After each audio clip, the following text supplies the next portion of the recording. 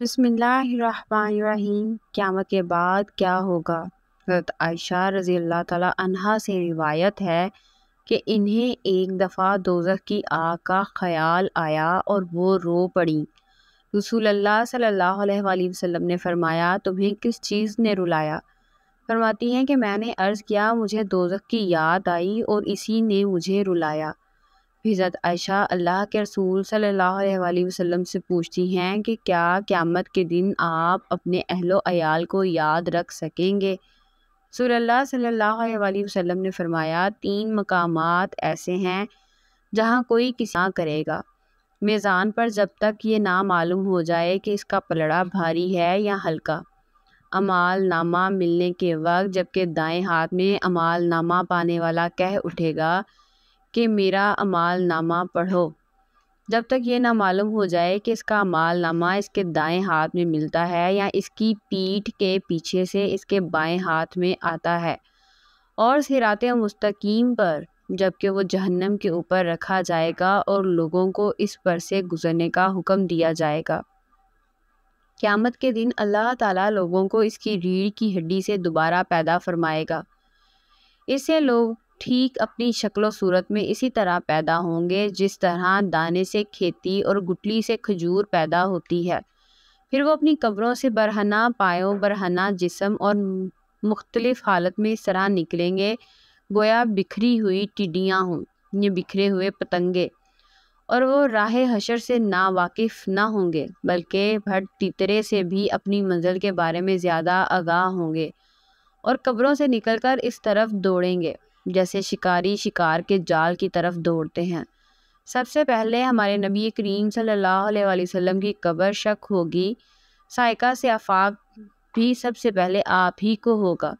قبروں سے اٹھنے کے بعد جن کو سب سے پہلے لباس پہنایا جائے گا وہ خلیل الرحمن حضرت ابراہیم علیہ السلام ہیں۔ اس دن سب لوگوں پر انتہائی گھبراہٹ اور خوف و دہشت کی کیفیت طاری ہوگی، حتیٰ کہ ہر نبی بھی نفسی نفسی پکار رہا ہوگا۔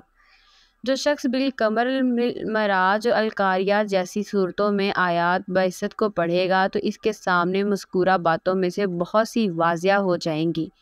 پھر آپ صلی اللہ علیہ وآلہ وسلم یہ آیت تلاوت فرمائی، جس طرح ہم نے پہلے پیدا کیا تھا اسی طرح دوبارہ پیدا کریں گے، یہ وعدہ ہے جس کا پورا کرنا ہم پر لازم ہے، ہم ایسا ضرور کرنے والے ہیں۔ سورۃ الانبیاء۔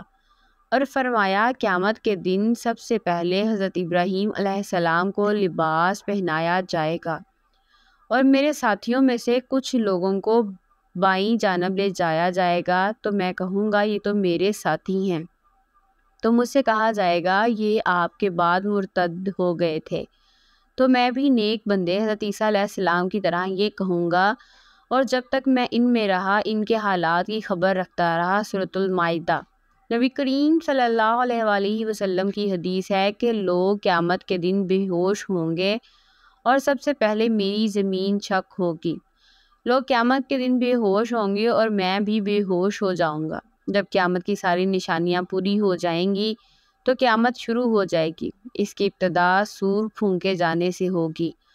حضرت اسرافیل علیہ السلام اللہ تعالیٰ کے حکم سے سور پھونکیں گے۔ یہ سور پھونکنا 2 مرتبہ ہوگا۔ پہلی مرتبہ کو نفخہ صعیق کہا جاتا ہے اور دوسری مرتبہ کو نفخہ باعث کہا جاتا ہے۔ سور سینگ کی شکل کی ایک چیز ہے۔ سور کے پھونکنے کی آواز یکبارگی اچانک ہوگی اور وہ آواز مسلسل بڑھتی رہے گی، جس کی ہیبت اس قدر ہوگی کہ زمین و آسمان پھٹ کر ٹکڑے ٹکڑے ہو جائیں گے، تمام مخلوقات مر جائیں گی اور جو مر چکے ہیں ان کی روحیں بے ہوش ہو جائیں گی، مگر اللہ تعالیٰ کو جن کو بچانا منظور ہے وہ اپنے حال پر رہیں گے۔ ایک مدت اسی کیفیت میں گزرے گی، پھر جب اللہ تعالیٰ کو منظور ہوگا کہ تمام مخلوقات پھر پیدا ہو جائیں تو دوسری بار پھر سور پھونکا جائے گا۔ اس سے پھر ساری مخلوقات پیدا ہو جائیں گی، مردے زندہ ہو جائیں گے اور حشر کے میدان میں سب اکٹھے ہوں گے۔ حضرت ابو ہریرہ رضی اللہ تعالیٰ عنہ فرماتے ہیں کہ رسول کریم صلی اللہ علیہ وآلہ وسلم نے فرمایا، دونوں نفخوں یعنی سور پھونکنے کے درمیان کا وقفہ 40 ہوگا۔ لوگوں نے یہ سن کر حضرت ابو ہریرہ رضی اللہ تعالیٰ عنہ سے دریافت کیا، 40 کے عدد سے 40 دن مراد ہیں؟ حضرت ابو ہریرہ رضی اللہ تعالیٰ عنہ نے جواب دیا کہ مجھے نہیں معلوم۔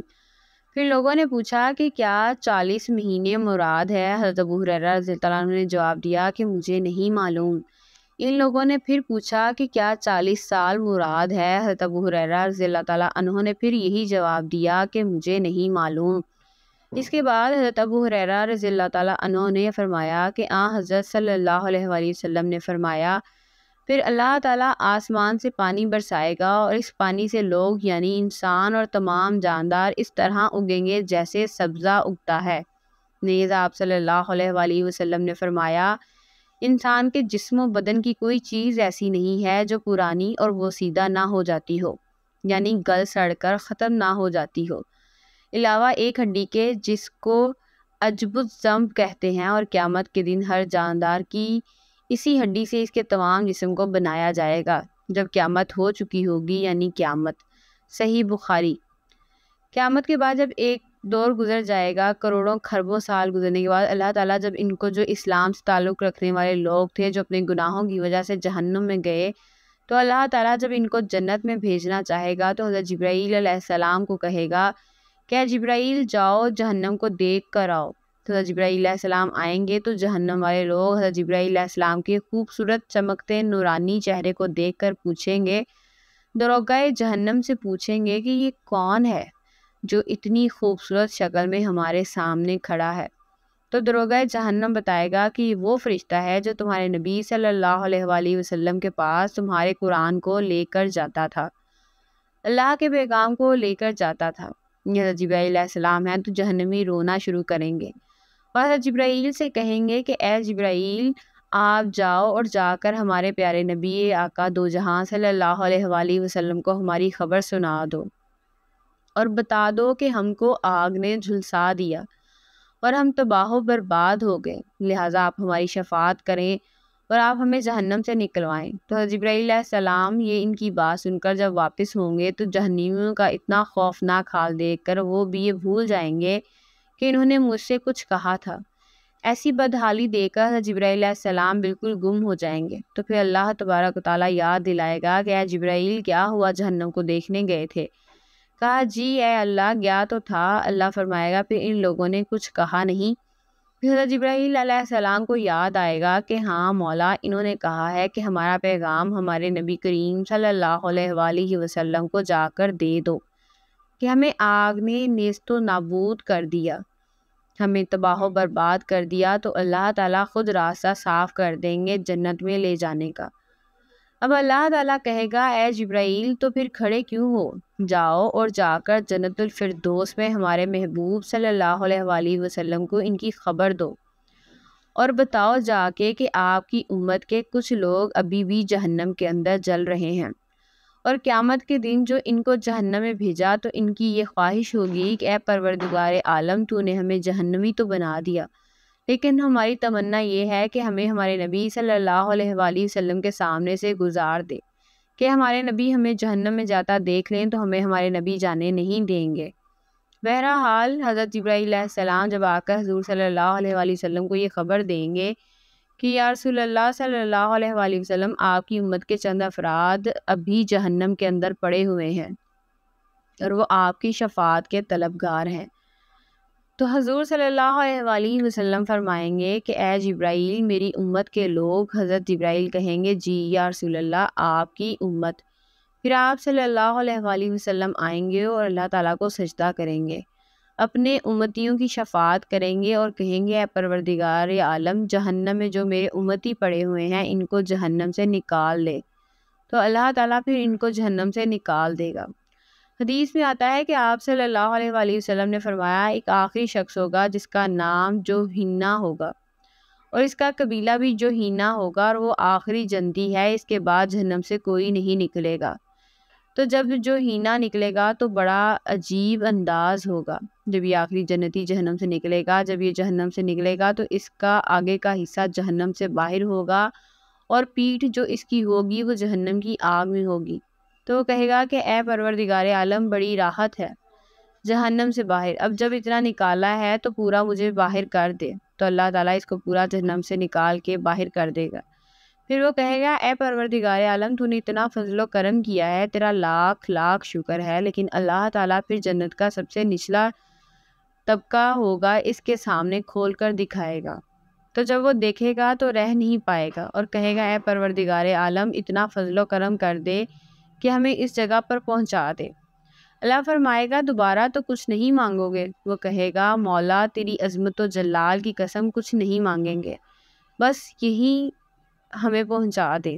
اللہ تعالیٰ اس کو جنت کے سب سے نچلے درجے میں پہنچا دے گا، پھر اللہ تعالیٰ اس سے اونچی والی جنت کو اس کے سامنے کھول دے گا، تو جب اس کو دیکھے گا تو وہ پھر نہیں رہ پائے گا اور کہے گا اے پروردگار عالم ہمیں یہاں پہنچا دے۔ اللہ فرمائے گا اس کے بعد تو کچھ نہیں مانگو گے؟ وہ کہے گا مولا تیری عزت و جلال کی قسم اب دوبارہ کچھ نہیں مانگیں گے۔ خیر وہ دوسرے طبقے میں آ جائے گا، پھر تیسرا طبقہ جو اس کا اصلی ٹھکانہ ہے، اب اللہ اس کو اس کے سامنے کھول دے گا، تو اس کو دیکھ رہا ہے لیکن خاموش کھڑا ہے۔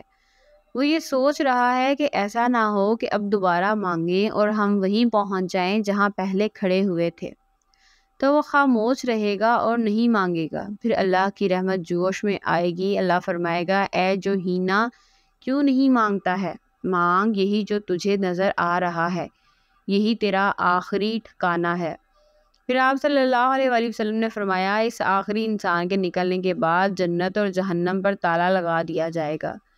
اب جو جہنمی ہے وہ کبھی بھی جہنم سے نکلنا کبھی میسر نہیں ہوگا، اور اب جنت سے بھی نکلنے کا کوئی سوال پیدا نہیں ہوتا ہے۔ تو یہ جو ہینا کے نکلنے کے بعد پھر سسٹم ختم ہو جائے گا، جس کو جیسے ہی جنت ملے گی وہ آرام و سکون سے رہیں گے، اور جہنمی خطرناک سزاؤں میں ہوں گے۔ آپ صلی اللہ علیہ وآلہ وسلم نے فرمایا کہ 7 طبق زمین اور 7 طبق آسمان میں رائی کے دانے بھر دیے جائیں اور ایک چڑیا بٹھائی جائے گی اور وہ 1,00,000 سال میں ایک دانہ اٹھائے گی، تو نہ کبھی نہ کبھی 14 طبق کے دانے تو ختم ہو جائیں گے رائی کے، لیکن وہاں کی جو زندگی ہے وہ کبھی ختم نہیں ہوگی۔ ترجمہ کہ ان پرہیزگاروں کے لیے اس کے رب کے یہاں ایسی جنتیں، ایسے باغات ہیں جن کے نیچے نہریں جاری ہیں، وہ ہمیشہ اس میں رہیں گے۔ پاک بیویاں ہیں، اللہ کی رضامندی ہے، اور اللہ اپنے بندوں کو خوب دیکھ رہا ہے۔ اللہ پاک سے دعا ہے کہ وہ ہمیں آخرت میں اپنے سائے تلے رکھے اور ہمیں بغیر حساب کے جنت عطا فرمائے، آمین یا رب العالمین۔ ناظرین کمنٹ باکس میں اللہ تعالیٰ کے 99 ناموں میں سے ایک نام ضرور ٹائپ کریں۔ جزاک اللہ۔